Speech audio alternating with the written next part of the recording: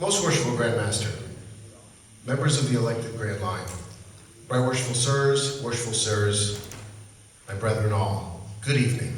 Good evening. Love that. Thank you for being here tonight.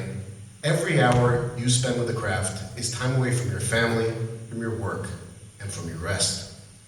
That dedication deserves careful stewardship, steady hands on the tiller, open books, and decisions that always put the brethren first.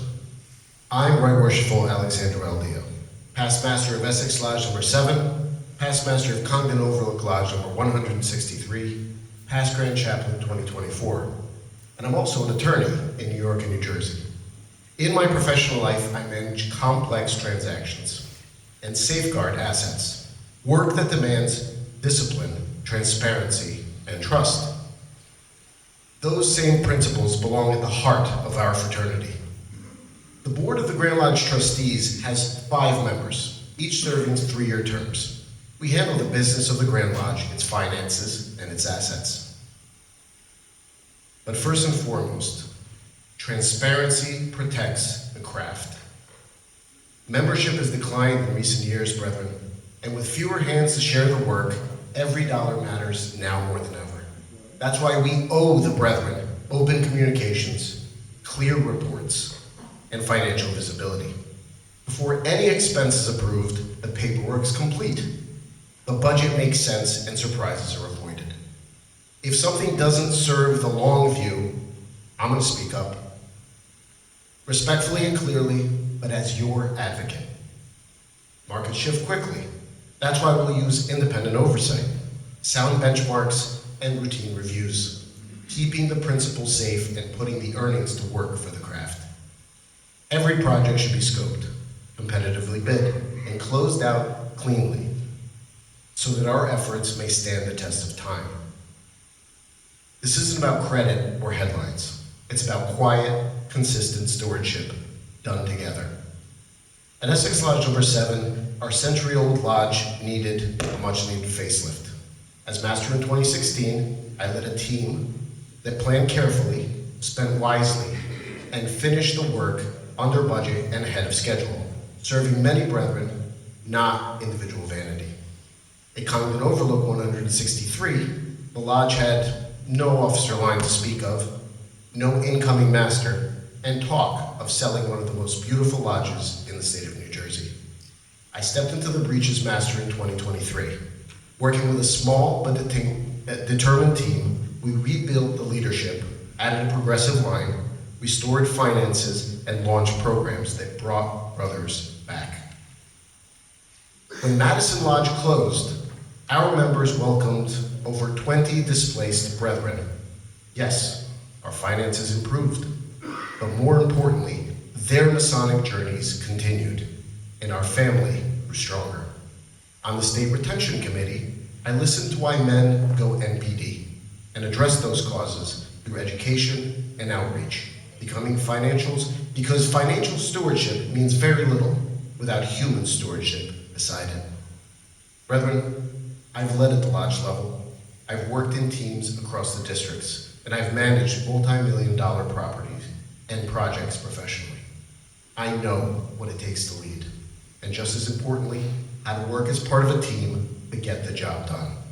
In the next 3 years, you can expect transparency and financial discipline, sound investment strategy, collaboration with the Grand Line with courtesy, respect, but strong advocacy for you, the brethren. This office is not about titles. It's about trust. You can trust that assets are protected. You can trust that investments are sound. You can trust that spending is responsible, and you can trust that reports are going to be transparent. Those are the qualities that guided our teams at Essex Lodge, Congdon Overlook, and across the jurisdiction. They are the qualities that your trustees should model across the craft. As your next trustee, I will serve with patience, transparency, and care, ensuring that our money is guarded, our assets maintained, and that our brethren are supported on their Masonic journeys. Together, we will strengthen our fiscal foundation, we will deepen our trust, and we will keep the fraternity worthy of those that came before us and those will follow. Thank you. Most Worshipful Grandmaster, Right Worshipful Deputy Grandmaster, elected line, Most Worshipful Sirs, Right Worshipful Sirs, my brother-in-law, good evening. Good evening. My name is Dwayne Dolly, and I'm here asking for your support to be one of your next Grand Lodge trustees. The Grand Lodge trustees, as you've heard many times, and you'll hear multiple times again tonight, our job is to take care of the finances of Grand Lodge, but not just the money. It's also about the operation. At the end of the day, Grand Lodge is a corporation, a non-profit corporation, but a corporation nonetheless. In my role as a credit union executive for the past 20 years, I have helped oversee a credit union with assets that as of this last September 30th closing date was $108.9 million. Every day of my life I spend trying to protect the money of all of our members who put their trust in us. It will be no different if I am elected to be on the board of Grand Lodge trustees. Brethren, you need to put forward the work. If nothing else, if you've never attended a Grand Lodge trustee meeting, I encourage you to do so. Seeing over this past year, attending the meetings, what these guys work on, you think of the budget, you think of the big ticket items. There's so many other issues that they're constantly working on to preserve the craft. Because they are the stewards of what we're doing. They're doing what I like to joke about at work, they're doing the boring work. But the work that needs to be done to keep Grand Lodge running and to keep it functioning, to maintain our tax exemption, to make sure we're making proper investment, to make sure we're doing things always with the brethren's best interest at heart. And that's what we need to continue to do, brethren. We need to continue to push forward in that. And I'm very short and sweet. That's basically going to be my presentation. I thank you for your attention, and I, again, ask you to put your trust in me. Thank you very much. Most Worshipful Sir, Right Worshipful Sirs, members of the elected line, brother-in-law, good evening. Good evening. First off, I would like to thank Most Worshipful Margaret for allowing me to present to you guys via Zoom. Unfortunately, work took me away from the area very unexpectedly this evening, and I can be with you there to join you this evening. My name is Michael Matess. I am seeking your support this year as a Grand Lodge trustee. You can read my Masonic bio in New Jersey Freemason, but there are a couple of points on that I would like to touch upon that are relevant to the petition to represent you as a Grand Lodge trustee. First one is I am currently serving as Master of Laurel Masonic Lodge number 237, where holding a fiduciary duty to that lodge is paramount. I also served honorably as Worship Master of Mozart Lodge in both 2020, 2021, and 2022. Again, holding a fiduciary duty to the membership of that lodge as well has always been in my highest regard. I'm also a past president of the 18th Masonic District Past Masters and Wardens Association. And Wardens Association. That association at the time was facing some really great challenges. Working very diligently with the two presidents and vice presidents that came before me, and including myself, we devised a plan that took that Masters and Wardens Association from a negative position to an extremely positive position. In a very, very short amount of time, with some very, very diligent work and some budgetary cutbacks. That dedication to that budgetary plan that we laid out is still in place for the 18th district.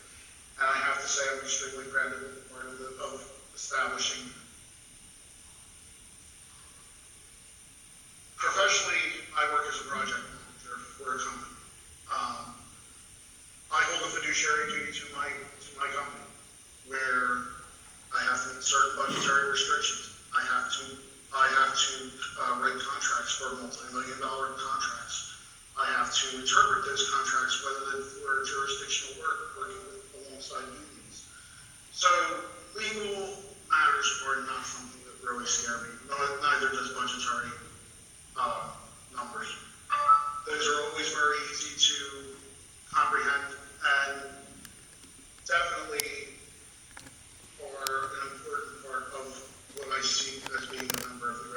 trustees. I feel that I will be a great asset to the Grand Lodge trustees. We stand on the precipice of a great and exciting time with the trustees, where it's a much younger generation that are a lot more technologically savvy, and also think we need to start holding more communication with the brethren. You need to be more informed as to what is going on with your trustees. But granted, the trustees meetings are always published and are available to anybody on Granville.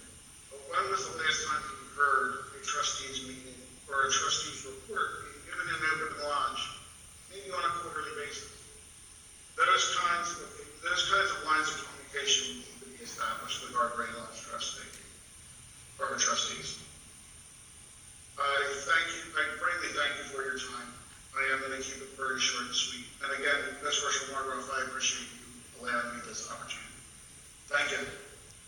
Most worshipful King Solomon, we three know Solomon. Most worshipful Grand Master, my worshipful Deputy Grand Master out there somewhere, elected line all, worshipful brothers, right worshipables, brother and all, good evening. My name is David Weiss. I'm asking for your support to be a Grand Lodge trustee. I have to start this evening with thank you. Last year, I stood before you and asked for your support to return me to the board of the Charity Foundation because I felt I had unfinished work. Not only did you return me to the board, you gave me the highest number of votes in the category, and it deeply touched me, and I thank you. But what I purposed, I accomplished. The selling of the physical assets of the Charity Foundation is well nigh completed.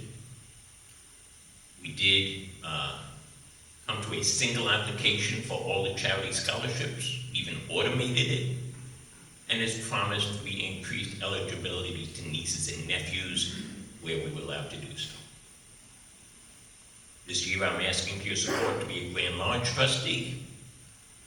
What can I promise that I will do for you? Well, of course, we're going to take care of all the assets, all of our assets, because that is the basis of trusteeship. But I can also promise you that I will innovate, because that is what my training has gotten me to do. A bachelor's in mathematics, so numbers come easy to me. I have a master's in industrial engineering, which taught me to solve problems using those numbers. I spent many years in market research, using those numbers to find out what were unfulfilled desires in populations. And as a chief operating officer, I learned to build teams and lead. For instance, when I became a professor at Rutgers, and no one told me to find a different way of teaching statistics. But I know it's difficult, it's an intimidating course. I wanted to make it gentler, kinder. So I showed videos of Abbott Costello. I did close-up magic. I talked about the impact of Dr. Seuss, Law and Order, and Guinness Porter to the history of statistics. And it worked. I still go back to my old Facebook post where I have listed some of the students' comments, and it brings me joy. There was one that said this was the first mathematics course that didn't make the student cry. One said they'd take any course taught by Professor Weiss. And there's a comment that Brother Omar goes to all the time that just said, wow, great hair. When I was at AT&T, nobody told me to find a new way of supporting our mobile customers. This was, of course, before we built out the cellular network. And the service I invented Dave, hold your mic closer. was considered so futuristic, it was featured down at Disney Epcot Center in their Innovations Pavilion. And when it turned out the existing AT&T infrastructure couldn't handle a hybrid product that I had created, I had to build my own customer care center. I had to build my own billing system. train my own sales force. Of course, being such a modular service, it was easy for AT&T to sell the service out from under me, but they had to pay my wages, which were not wine, corn and oil. My package allowed me to be a retiree at age 44. When I became chairman of the Outreach Committee, Charity Foundation, no one told me that scholarship would be done differently, but I found a way. I'm very proud to say the last 2 years we've been able to give the DeMolay organization $30,000. We're able to increase the number of scholarship applications by over 200%, the number of awards given over 200%, and the amount of money is given over 1,000%. Being a trustee, I know the time, and effort, and dedication to be a trustee, and I will do it. You've seen me at your receptions, you've seen me at your GLIs, at your lodges. I have no other Masonic obligations that will distract me from this job. I think that's what you owed and what you deserve. I made you a promise. The promise I made was I would take the mic in 5 minutes. Distinguished East, fellow candidates, brother, and good evening. My name is Larry Ellison, and I stand before you a candidate for the re-election of Grand Lodge trustee for the Grand Lodge of the state of New Jersey. For the brethren who are not familiar with me, you can view my bio on the Grand Lodge Freemason magazine. Several may ask, what are the responsibilities of the Grand Lodge trustee, and why do I feel I'm qualified to run for this position? Before I proceed to answer these questions, we as members should understand that our Grand Lodge of New Jersey is a Masonic fraternity that joins like-minded men in the bond of fraternalism, as much as it is a business. The Grand Lodge is a business entity that most operate and adhere to the rules, regulations, of the state of New Jersey to operate as a 501c10 nonprofit organization. As a Grand Lodge trustee, we are responsible for to oversee the monthly fiscal operation of the organization to make certain that the fraternity remains financially stable, uphold the fiduciary duty of protecting the organization's assets and funds to ensure the organization is conforming with all tax laws and regulations. Hence the reason why the Grand Lodge trustees place such a large emphasis on the subordinate or lodges staying within compliance with completing their fiduciary reports and in a timely manner and maintaining their 990 in status. If these items are not filed correctly or maintained, it could negatively affect the Grand Lodge's fiscal health and wellness. The Grand Lodge Trustee Committee is also charged with making sound and conscious decisions to streamline spending, increase revenue, oversee our scholarship fund, monitor the Grand Lodge stock portfolio, assets in assisting creating budgets, and uphold accountability. The duties and these decisions are supported by the strong working relationship that we have for our Grand Elected Line, who you, the members of this grand jurisdiction, have elected to lead, govern, and handle the business of this organization, so you may enjoy the fraternal ties, privileges associated with its membership. Why do I feel I'm qualified for this position?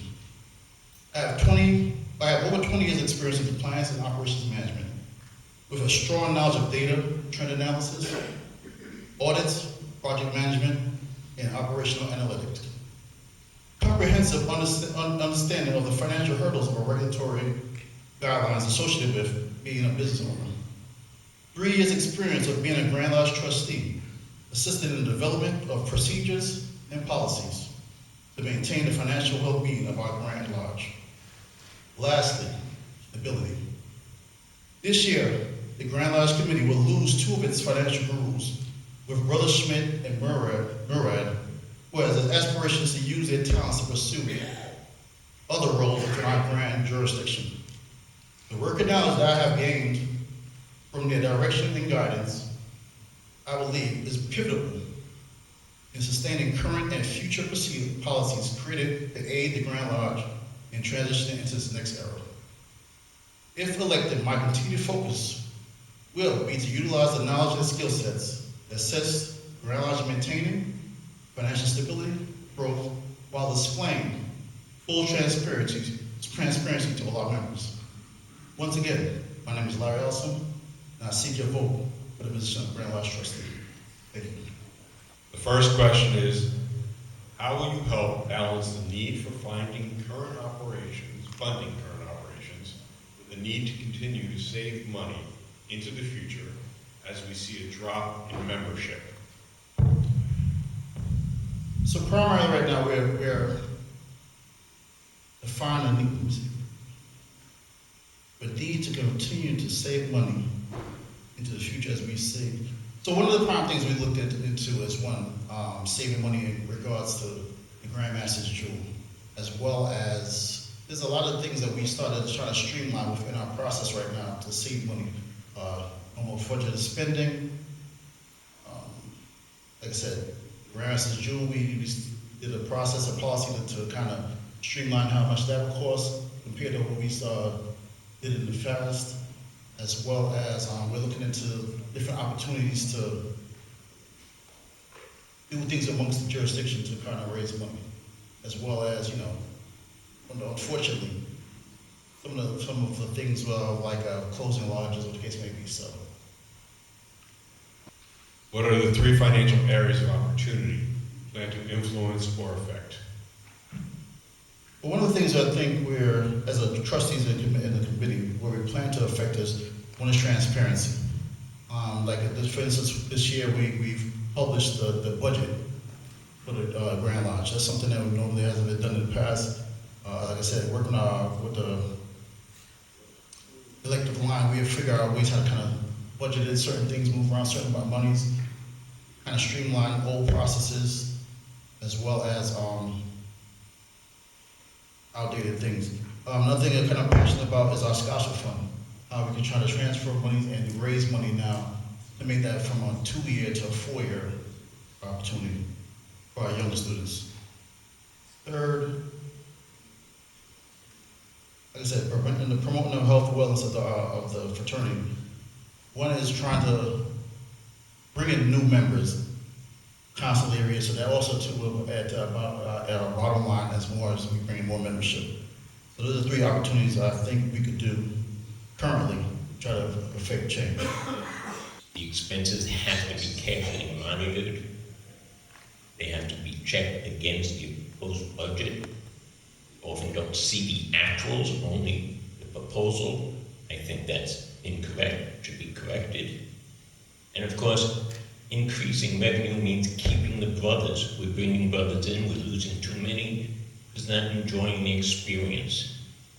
When you think of Grand Lodge, you shouldn't think of it as something negative, a problem. It should be helping you in your lodges, keeping your brothers in there and happy and enjoying what the fraternity offers. Brother, the simplest answer is, we need to make sure that as we're looking at the budget, that we're adjusting based on the membership we have. We have to make sure that we're making positive investment growth and making sure that we continue to grow our existing assets and avoid touching that principle. But at the end of the day, the advice has to be, if the membership is lower, we need to make sure that we're keeping expenses lower as well. I know that sounds like an oversimplification, but that's really the only thing you can do. Is to say, again, at the end of the day, this is a business. We have so much money coming in, we need to make sure that we're doing everything we can to be getting the most value for the money that's coming in, and again, staying within the budget. That's a fantastic question, and honestly, yes, it's completely doable.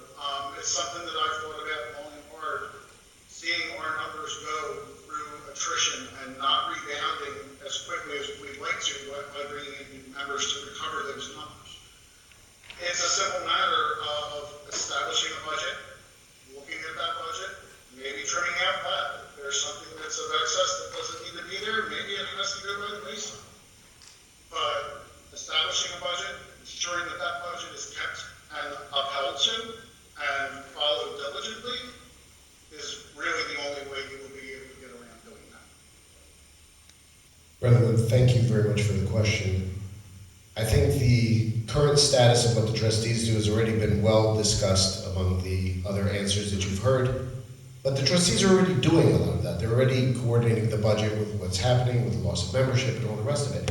I think the more important aspect is how do the trustees function with the other committees that are each doing a piece of the work of making Grand Lodge work. Membership is doing a great job. We need to work with them to increase membership in what we're doing as a fraternity.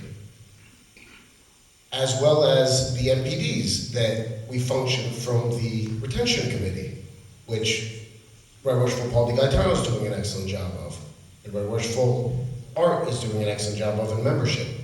We need to bring these disparate ideas and expertise together and show what Masonry can do, what it can be, and how it can inspire the people that are in it so that we don't end up with more NPDs. Because that's the problem. We need to stem the tide and raise where we are right now. Thank you very much. We have the opportunity for 3 questions, so we do have a second question from the audience. What are the 3 financial areas of opportunity you plan to influence or affect? Thank you very much. One of them is clearly showing the lodges how to make their own incomes, how to start to thrive. At Congregate Overlook, we were able to put up a Dish Network tower that throws off $2,700 a month. Sea Caucus Lodge has a banner above their property that throws off much more than that. And there's many other lodges that are doing good work around the state, deciding to be autonomously healthy and wealthy, whether it's through investments, whether it's through many other opportunities. That is one of the things that we as trustees should give ideas to the lodges in how they can be more independent on their own financially. The second aspect is fiscal responsibility and transparency. I believe that a lot of that is already being done by the trustees, but it can always be improved upon. The actuals are now being shown along with the projected totals on the budget. So that's a wonderful thing, and I want to credit all the trustees that are on the committee now for having done that work. And third is thinking about the future. We are losing the Masonic home, and we're losing other things, so that the fraternity will begin to change. It will be slimmer, it will be more live, it will be more able to create change instead of what we've been able to do to date. So part of that is looking into the future, understanding what our financial responsibilities are going to be towards the brethren, and making quick and decisive changes to increase that ability. Thank you. Another great question. Sitting in on the Grand Lodge trustees meeting over the past few months, I've gotten a better understanding as to how their position works in regards to their investments. That is definitely one way that we'll be able to grow for the future. Working in tandem with the investment company that we just hired, they seem to be extremely on point. They're well versed in all the positions that they set us forth in, and I think they're going to be a great asset for us moving in the future. Again, touching on budgetary, that is another way that we can kind of save money. Truly evaluating them, making sure that everything is accounted for, everything that is on that budget is being spent for properly and absolutely necessary. Thank you. I'm going to say something very similar to what Right Worshipful Aldea said. I think a lot of the things the Grand Lodge trustees have been diligently working towards, but I'll re-emphasize those points as well. We need to continue the transparency that the Grand Lodge trustees have done. That's very important that the brethren know how their money is being spent, to make sure they continue to have confidence in Grand Lodge and to continue to grow confidence in Grand Lodge. I think we need to make sure that we stay the course with the investments. Whereas Brother Matz mentioned the new investment firm. We need to make sure that we're guiding the investments to make sure that we continue to grow so that there is something there to help when issues arise, because issues certainly arise. And then lastly, as I mentioned with the last question, I think we need to make sure that we're watching the budget, to make sure that the budget reflects the membership that we have. Yes, we should continue to grow members and try to introduce programs that are to grow members, but at the end of the day, the budget needs to reflect the membership that we currently have. Thank you. I'm thrilled that the common trustees have brought over the same investment firm and advisor that we have, the Charity Foundation. They have done very well for us, and we rely on them to make sure we maintain our investments and we grow as much as we can, but still being confident that we've been conservative with our investments. Of course, watching spending and anticipating what income we have and adjusting those budgets is a crucial part that trustees have been doing and will continue to do, and we will continue to improve, because that's what we're all after. And as far as growing lodges with their financials, I'm hoping to be a resource for best practices so they can copy what we're doing well at Grand Lodge and help them if they're having problems in those areas. We should be looked upon as a place to find solutions for the entire jurisdiction and to make sure our money is sound and is being spent wisely and as little as possible with getting the best back. Thank you. Most Worshipful Grand Master, Right Worshipful Deputy Grand Master, elected Lion Brethren, good evening. Good evening. Allow me to begin by thanking you for the trust and confidence you placed in me when you elected me to serve as your 158th Grand Master in 2018, and later for the privilege of serving 2 terms as your Grand Secretary. The support you have shown throughout my years in the elected line, and especially during my time as Grand Master, remains one of the greatest honors of my Masonic journey. For that, I am deeply grateful. My brothers, the drive to serve our craft still burns as strongly as ever.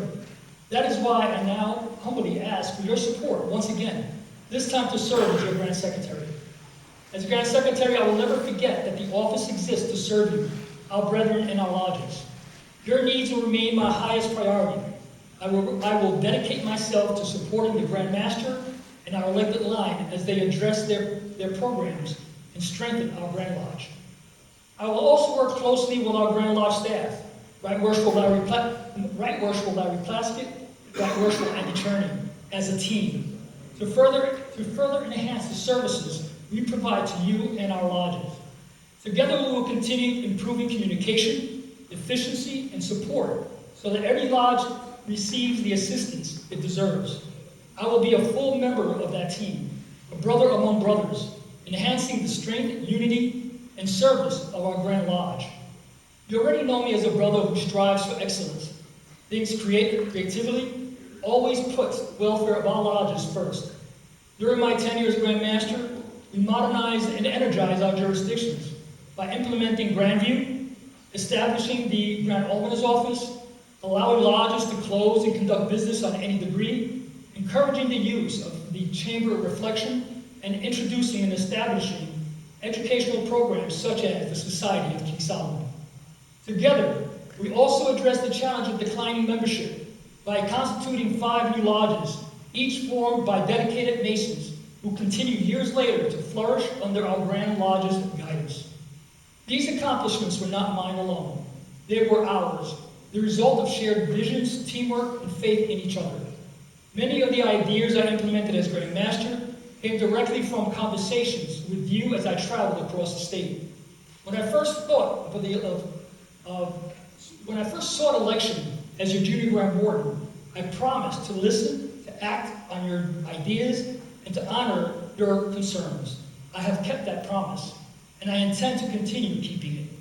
Having served as Grand Lodge Secretary, as Lodge Secretary for 18 years, I know firsthand the administrative challenges you face and the expectations you have for the office of the Grand Secretary. I am prepared to meet those expectations promptly, efficiently, and with the same dedication that I have always shown to our craft. Brethren, I do not seek this office for the title or honors. I seek it because there is still work to be done, and because I believe deeply in the mission and promise of New Jersey Freemasonry. If elected, I will labor faithfully and in the quarries once more, ensuring that your voices are heard, the lodge is supported, and our Grand Lodge administration strengthened for generations to come. Thank you, my brothers, for your trust, your friendship, and your continued faith in the craft that we all love. Thank you. Protocol having been established, good evening, brother. Brother, my name is Larry Plasker, and I'm a candidate for re-election for the office of Grand Secretary, a position that I have previously held on several occasions. This is actually my fourth stint. I was elected Grand Secretary in 2007, and though at that time it became a non-paid volunteer position, I took it very seriously and became thoroughly involved in the entire operations of the Grand Lodge office. I focused on upgrading operations and expanding the electronic communications and systems, taking full advantage of the utilization of those. I quickly realized that the time-consuming and confusing system of Grand Lodge being on one membership database and the lodges being on another was creating all kinds of issues. It was clear to me that we needed a web-based database, so I started the process of trying to find an appropriate database. We went through several of them, but ultimately ended up with Grandview, which is serving us very well. I served until 2012 and did not seek re-election at that time due to a career change, and my concern that I might not have the time and the flexibility to serve properly. I did not seek, as I said, I did not seek re-election for that reason and that reason only, and subsequently I have served 2 additional partial terms filling in for those who had left office. I continue to upgrade and improve operations in the areas of finance, petitions, communications, inventory, and secretarial practices.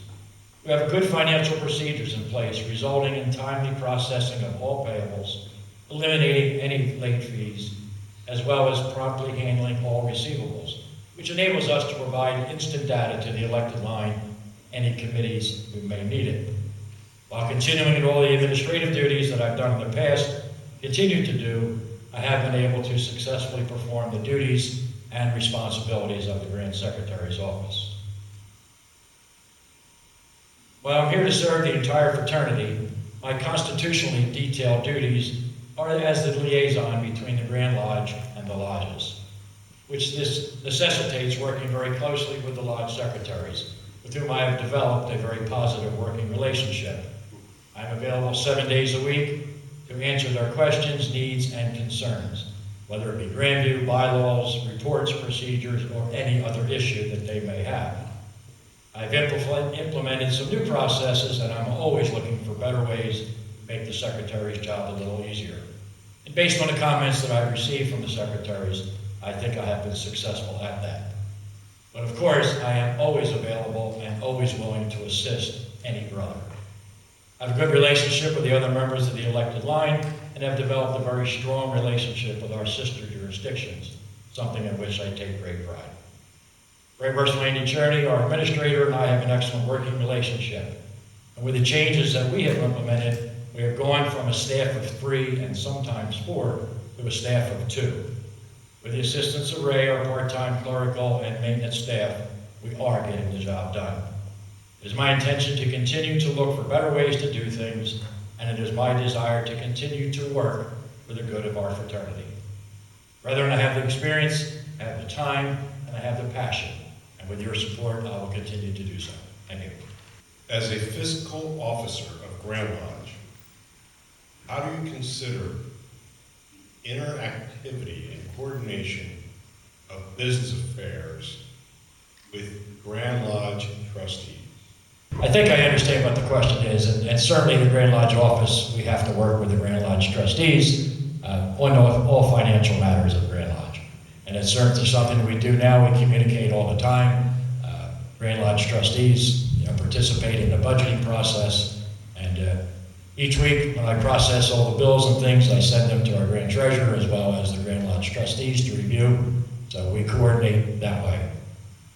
Did I answer the question properly? I'm not quite sure I fully understood it. Brother, the Grand Secretary has to work together with the Grand Lodge trustees as a team. Grand Lodge trustees have a fiduciary responsibility to you, and it's up to the Grand Lodge office to work with the budget, make sure that we stay within budget, guiding the elected line in their journey and their programs, working together with them and the Grand Lodge trustees so that we stay within budget.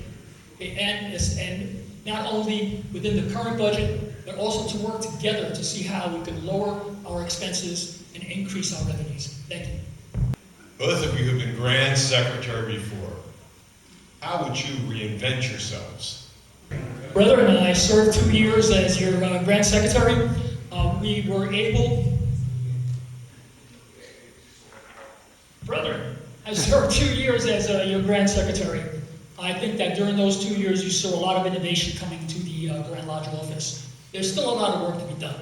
You know, we're in a developing age. Technology keeps on going forward and springing forward, and we got to keep ourselves within that technology. In addition to that, though, one thing that is very, very important is we can never forget those that are not technologically inclined.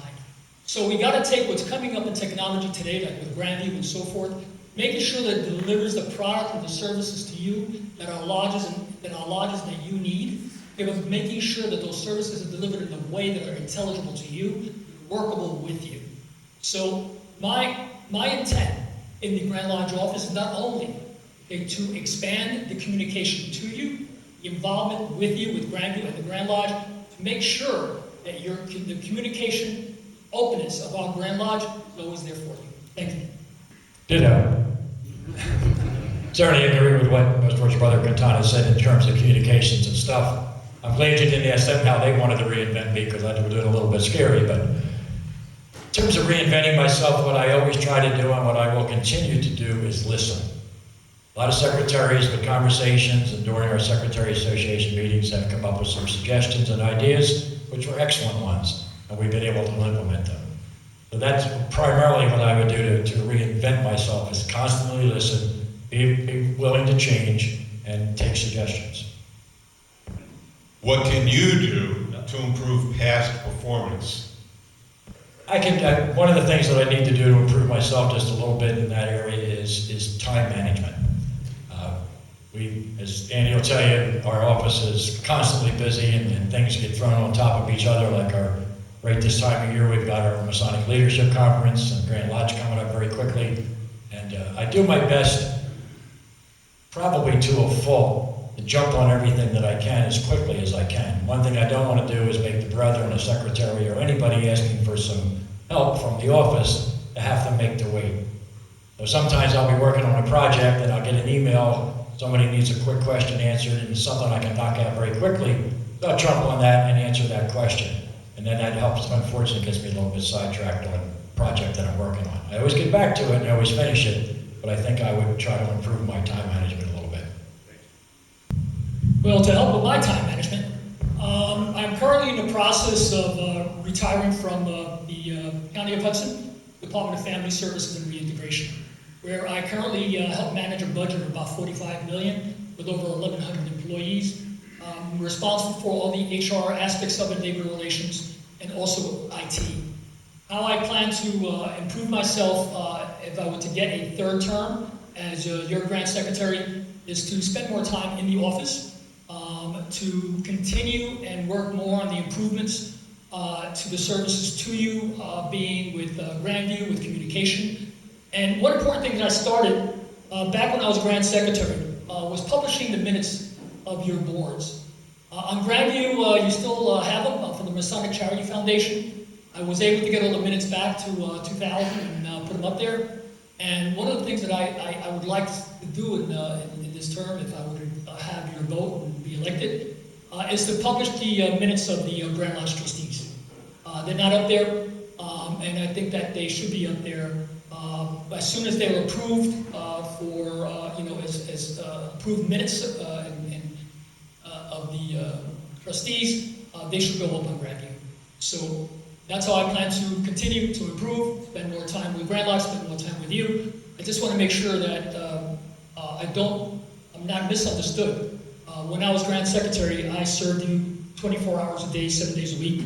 I took phone calls at 3 o'clock in the morning from brothers that were that had an issue and needed to speak to me. All right, so that will continue.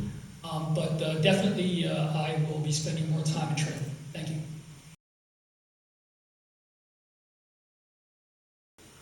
Most worshipful sir, right worshipful sirs, brethren, good evening. Good evening. My name is Glenn T. Vischer, and I stand before you because I believe that after 27 years as a Freemason, I have more to give, more to do, and more to offer this great fraternity by serving you, brethren.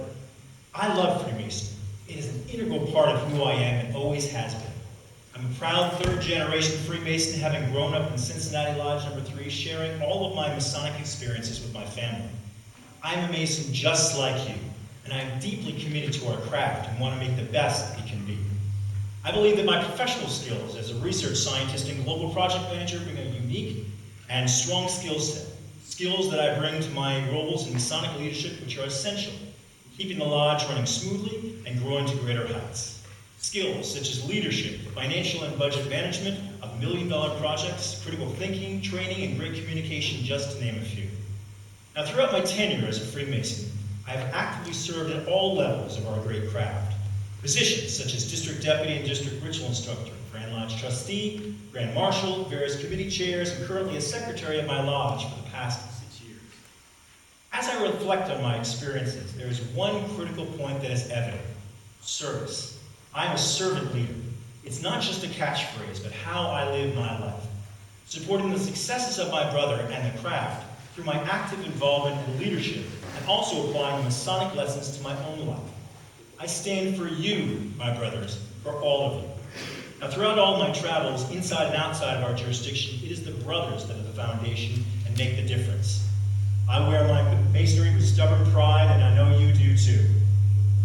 Challenges in life and masonry are ever present, some new and some old, and we must listen, grow, implement, and adapt with the times to overcome them. We must deal with decreasing membership by improved communication with all, and make our brothers feel welcome and an active part of the family. We must ask them what brings them here and what keeps them here, and then we must act on it.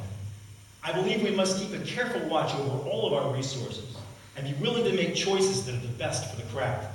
If we listen to each other and work together, we can achieve these goals. I'm committed to inspire, empower, strengthen, and celebrate the relationships between all Masons and help each brother to be the best they can be. To inspire all of us to be that better Mason we set out to be when we walk through that inner door, and get back to basics to reaffirm our foundation and live our Masonry, not just recite back the ritual. To empower our brothers to lead with confidence, working together, teaching and learning skills that allow us to thrive, to be the voice of the every Mason. To listen to a new generation of brothers and understand what they want and need, and how we can grow together. To strengthen our relationships inside and outside of the Lodge, to communicate better with each other. Let us move beyond being that building on the corner with the funny emblem that my grandfather used to attend. It all comes down to relationships and experiences, my brethren. We need to celebrate our Masonic unity, our history, our craft, and our brotherhood. Freemasonry equals family. As your Junior Grand Warden and a member of the elected line, I intend to lead at the highest level and propose several actions during my time on the elected line, working together to develop an overall end-to-end member strategy which provides mentorship beyond just our new members, and to smoothly link membership, mentoring, education, and retention to all Freemasons, to implement community involvement programs to do the work of a Mason for and with the public through community involvement champions. Our fraternity has many challenges, but it also has great resolve and talented men to solve those concerns. Let us join together as present and future leaders to move our fraternity forward. I humbly seek your vote for Junior Grand Warden to be your voice and to strengthen our craft for the future. I will strive together with you as your Junior Grand Warden because I love our gentle craft and believe in the lessons that we are taught: friendship, morality, brotherly love, and so many more.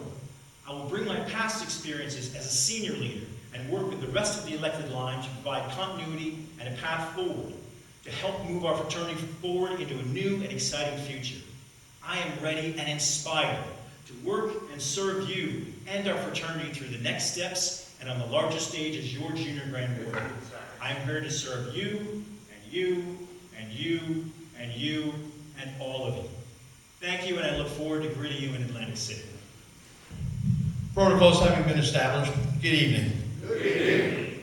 Most Worshipful Grand Master, distinguished guests, my name is Ron Murin, and I'm a candidate for Junior Grand Warden, first step in our progressive Grand Line, and eventually your Grand Master. My extensive Masonic professional CPA bio is provided in the New Jersey Freemason magazine, and I urge you to read it as part of your duty in knowing the qualities and qualifications of your candidates for future Grand Lodge leadership. In my personal life, my wife Liz and I have been married for 37 years and are blessed with 2 daughters. I'm a CPA with over 43 years in auditing and financial management experience, particularly in the not-for-profit, banking, finance, and insurance industries. This expertise has been invaluable as I have served on several Grand Lodge fiduciary-related committees. I recently retired and look forward to putting all my efforts into the beloved craft. Allow me to briefly highlight my Masonic journey and my vision for our future.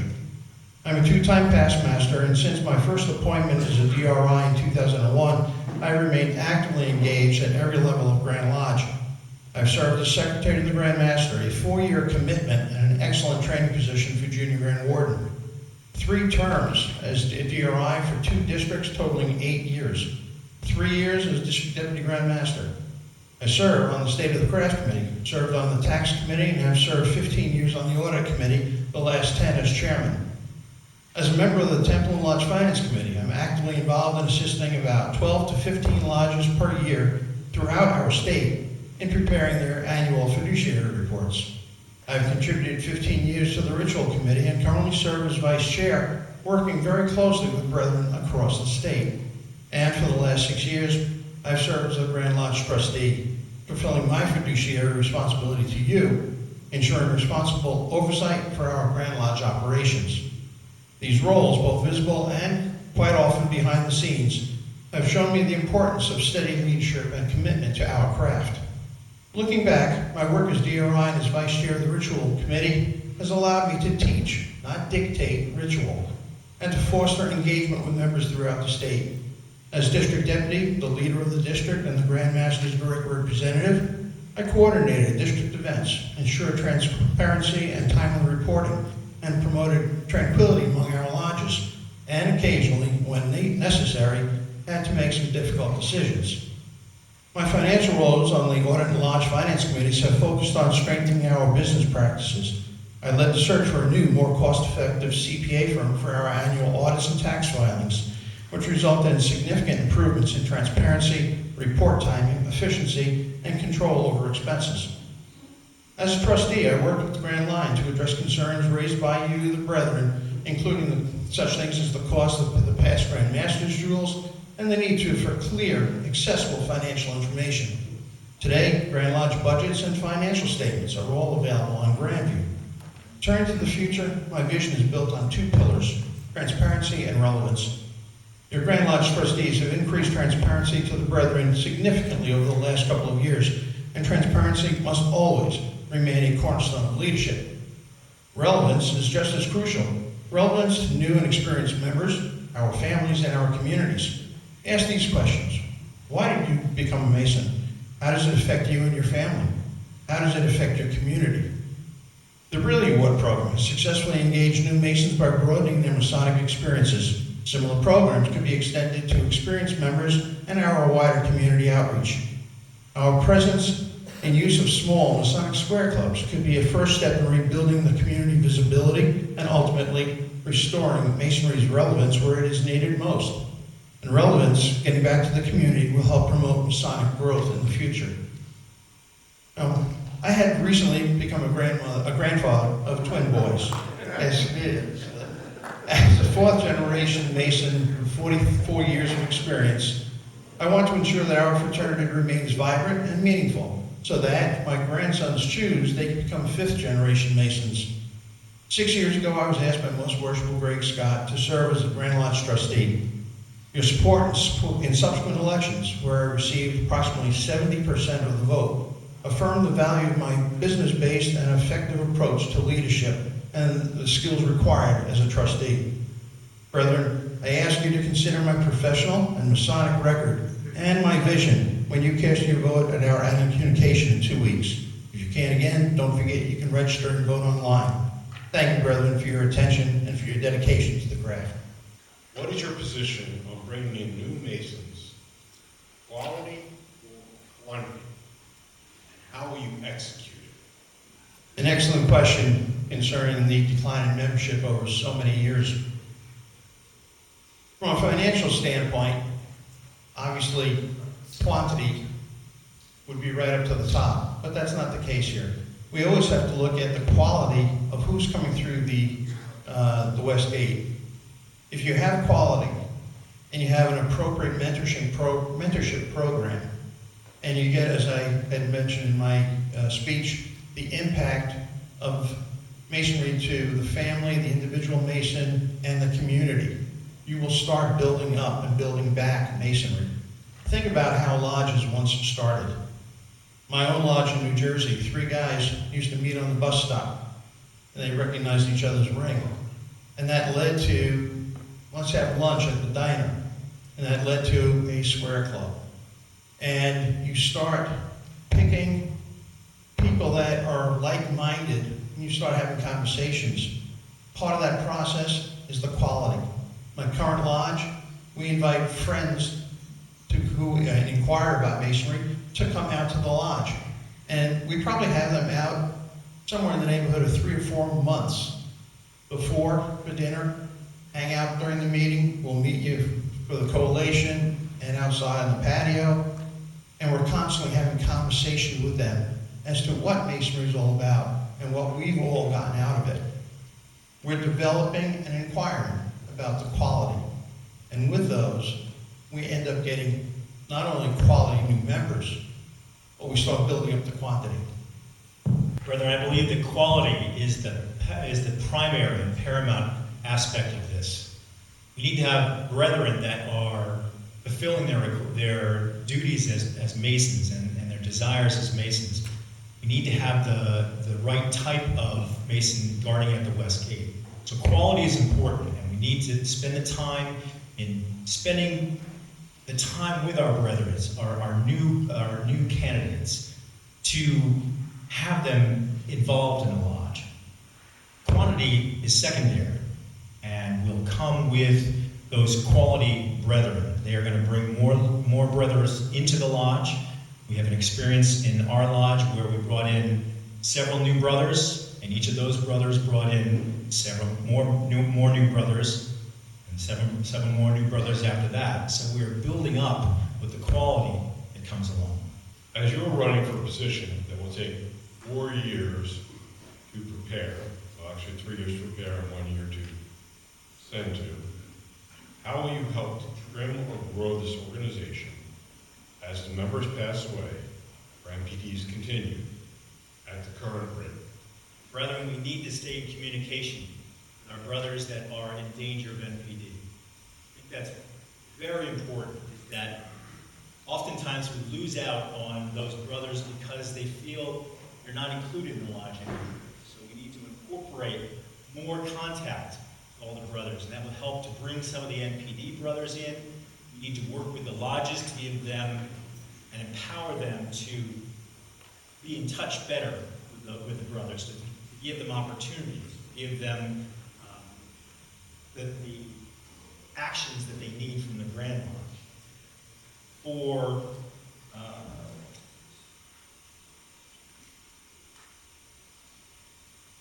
I believe that we need to, in the case of trimming the organization, I believe we need to direct it in a different way. We need to have those brothers incorporated and involved more. We need to get them involved in the lodges and committees. We need to get them involved in the lodges in activities. Brethren, it's all about keeping the brethren in is all about experiences and relationships. We need to keep those relationships with those brothers. We need to incorporate better relationships. We need to give experiences that the brethren want to come to lodge. They want to be involved. So I believe that the experiences and relationships are going to help us to keep our Grand Lodge growing. First of all, I think you need to examine the growth or lack of growth, the decline in membership. You need to examine why we've decreased. Part of that is, I look at it, when we had an incredibly huge influx of membership back at the time of World War II and the Korean War and Vietnam War. And people would join because their parents, their grandfathers, their fathers told them to join in case you need help. Those big numbers were not real. Many of those people, when they came back, they didn't know how to assimilate into a lodge. Lodges didn't care about assimilating them. What we have today, though, is a rebirth. We see lodges developing mentoring programs. We see them going through quality checks, as I said before, inviting friends down to see if people are genuinely interested. We also need to make sure that they're not afraid, and I get this question asked often, they're not afraid of joining, saying, getting married in 6 months, or my wife is pregnant, how can I maintain my membership? And the impact of, if you're healthy enough to be in an organization for 60 years, your activity level is going to do this. Take advantage of it. There were several years I could not attend meetings because of my work. I still attended picnics. I was on the bowling team. I was on the degree team. Give me advance notice and I'll be there. And there are ways to deal with membership in such a way that you don't lose members who are afraid of participating if they're limited in their participation timing. How can we get past deaths and NPDs? Deaths are part of nature. It's going to happen. NPDs, on the other hand, I've been thinking about, and I know over in other jurisdictions they do it, if you perhaps have a program where people who have 50 or 60 years of membership and are 75 or 80 years old, treat them as paid up. Maybe you need the lodge to pay the Grand Lodge assessment, but what are we talking about? $46, $50 for 2 or 3 members per lodge? But in the meantime, the NPD rate has dropped to 0. I don't think that's an unreasonable method to deal with the problem of NPDs. We don't want to lose someone who moved away and retired in Florida. We don't want to get that letter saying, I can't attend, so I'm dropping my membership. There's ways to keep them active. And when you're a member for 40 or 50 or 60 years and you look back on that, you think about all the good times. You don't think about the times when you couldn't attend a meeting. I think that's critical. If you could accomplish one thing, one major thing, during your term, what would it be and why? I want to address membership on a positive note. Quality membership is certainly part of that, but it needs to include communications. I did a study a few years ago when I was master a second time. I asked my secretary to give me an Excel spreadsheet of all the members of the lodge. And I went through it and I sorted it by zip code. And I ended up looking at those zip codes, saying, well, here's the lodge. Go a mile or two. This town doesn't have a lodge anymore. This town doesn't have a lodge anymore. This town doesn't have a lodge anymore. Think about what the community's lost when Masonry lost. It could be a $500 donation to the public library. In my town, it was losing the 10 by 10 billboard in center field of the Little League field. People saw that, they would ask questions. We always had a monthly pancake breakfast. No longer. That means the fire department, the police department, the mayor's office. No Masonic contact anymore.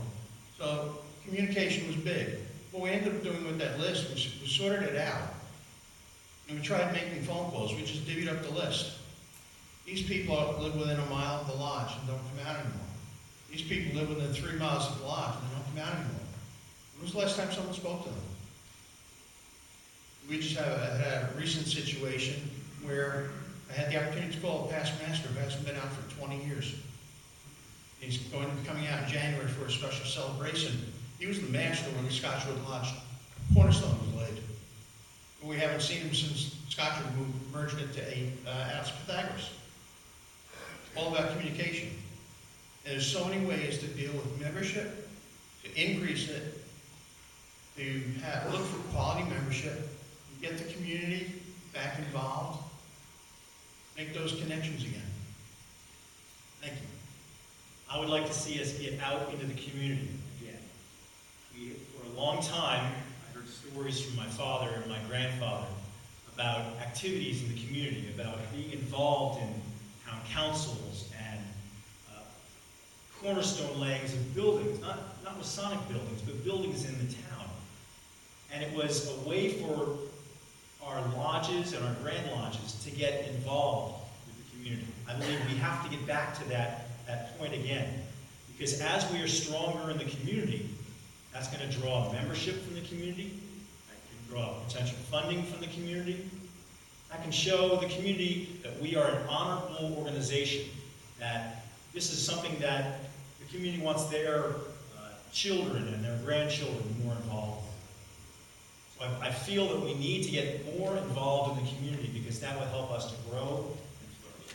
What kind of legacy do you see yourself creating for our fraternity? As I said in my last comment, I see the legacy of getting out in the community, of creating something for our children that can be seen by the community. You know, the legacy of developing a system which incorporates all of the parts that we use in our fraternity, our membership, our mentoring, our education, our retention. They're all wonderful programs. They're all very silent. And I believe that we must have a program and a plan to make it an overarching system so that Freemasonry is involved from the very beginning of membership to mentoring to education to retention. So that's a legacy I would like to see going forward, in that we are passing on that entire overarching arc to our next generation. On this point, Glenn and I have a lot of commonality. Communication will build up public perception. We have to get back out there. On a kind of a prejudicial aspect to it, for me to look at it, as I mentioned a few minutes ago, I've got 2 new grandsons. And not only am I a 4th generation Mason, I'm a senior Demolay. I joined when they lowered the age to 13. I happened to be 13 at the time. And we had a very large Demolay chapter at the time that I joined. A lot of that led to a lot of Freemasons when we turned 21. One of the things that influenced us, all of us in the chapter, and I see it influencing new members here at the Blue Lodge level. Again, a little prejudicial in this view. Ritual. Quality of the ritual performed, whether it's sometimes an all-star team or a well-rehearsed team from an individual lodge, that sticks in your head if you're a candidate. And they remember that. Again, part of the communication. How is it perceived? How is it mentored? You know, what are you doing to keep that new member? What are you doing to entice and keep prospect? And once you get through all this stuff and you start maintaining that membership, and you can expand back into the community, sometimes I hear, oh, you can't do a parade unless you have 25 or 30 people. And if it's a small town, maybe all you need is a convertible with 5 guys in it and the master sitting on the back of the car, making sure there's a sign in front of the car. Communication. It's also communication with your town and your community. One lodge that I was involved with, they didn't have a lot of money, but every year they donated a bulletproof vest to each of the two police departments. At the time, this is back in the 80s, it cost $500 a piece. All of a sudden, that's in the community newspaper. Oh, and next to that is a little ad for the pancake breakfast. These are all ways to get that community outreach going. And what I see for it, what kind of life do I think I can bring in my term? It's to get the Masons on board with those types of outreach programs and the dedication of, are you having fun? What can we do to make it a better organization for you, to impact you in your life and your family? And what can you do in return for the lodge? And to show them the benefits of what they can do for you at the lodge. Brethren, earlier we had a question about quantity and quality. Well, this evening, there's an opportunity to enjoy both. We have quantity, we have competition among our brothers to fulfill positions for our Grand Lodge. The nice thing about it is there's quality. So please choose wisely at Grand Lodge. And right now, I'll ask you to give a round of applause to all these brothers who put themselves in position.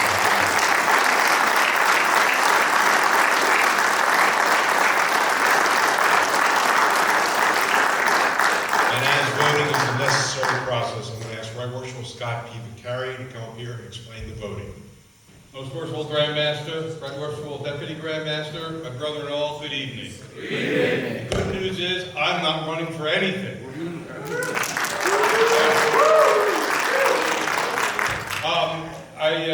I'm obviously out of uniform tonight. That's because I wanted you to see the shirts that the Balloting and Registration Committee will be wearing down in Atlantic City, so you'll be able to recognize us and know that we're there to help you get your vote in, okay? At this time, I ask any member of the committee to please stand. These gentlemen, these brothers are on the Balloting and Registration Committee. Will be working tirelessly down in Atlantic City, especially Wednesday. It's like a 12-hour day. So thank you guys very much.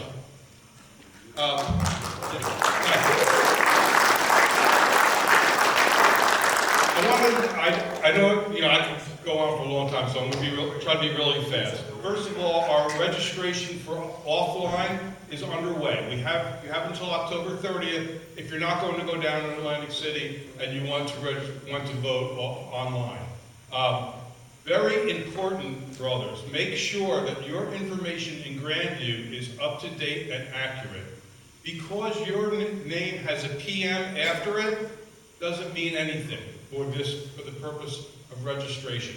Your lodge secretary must ensure that your lodge officer history is accurate and reflected in your Grandview page.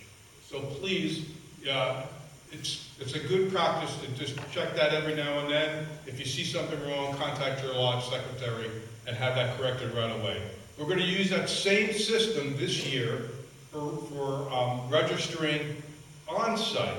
So one member of our committee, Tom Roscoff, I asked him to build me a Chevy. The man built me a Cadillac. It's a great system. It's automated. You just put your number. We're going to put your number in. Show your blue card at registration when you come into Atlantic City.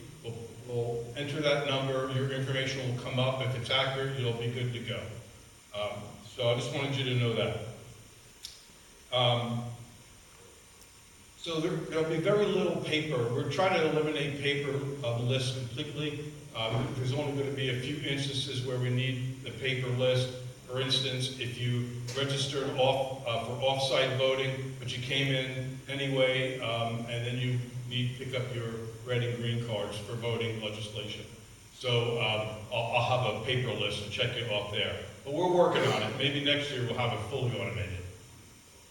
And then the automation process gives us a lot of information. For instance, I have a report in front of me. I won't go into it all, but I know at this point that 10% of eligible past masters have registered to vote online so far, as of yesterday. So I have it by lodge, I have it by district. 10th district has the highest percentage so far, so pretty good. And, oh yeah, real quick, do not lose those red and green cards when you check in. Please, hold on to them. They're the only way you can vote for the legislation in general session. We will not be replacing them. So there will be no exceptions, except for, obviously, the Grand Master. So there'll be no exceptions. Please, hold on to those red and green cards, okay? And then just don't forget, proper Masonic protocol for balloting. Think of, when you're down in Atlantic City, it's just like you're going to be in lodge, doing a ballot in lodge. Not real loud, not a lot of, boisterous noise online, certainly no politicking online, keep Masonic decorum during this time. And let's see, one other thing. No, that's about it. You know that when you vote at the system in Atlantic City, everyone sometimes gets this mixed up. There is two parts to that. So you vote, it'll come up on the screen, it'll show you your vote, and then you have to hit vote again for it to go through. So just remember that. A lot of you have already been down there and have seen that. Also, if you're voting online or off-site, the email that you will receive will come from OPA Vote, OPA Vote, OPA Vote, not Grand Lodge. Last year, a lot of guys said they never got the email, actually went into their spam. So if you don't get the email, check your spam and look for OPA Vote. Right Worshipful Morris, would you like to address the brethren? Most worshipful Grand Master, right worshipful sirs, brethren all, good evening. Good evening. I'll see you in 2 weeks.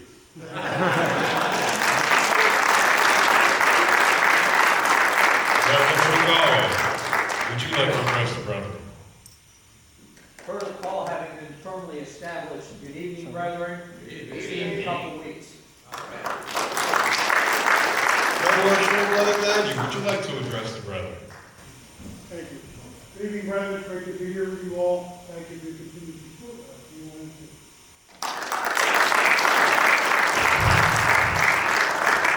Brethren, the Grand Master.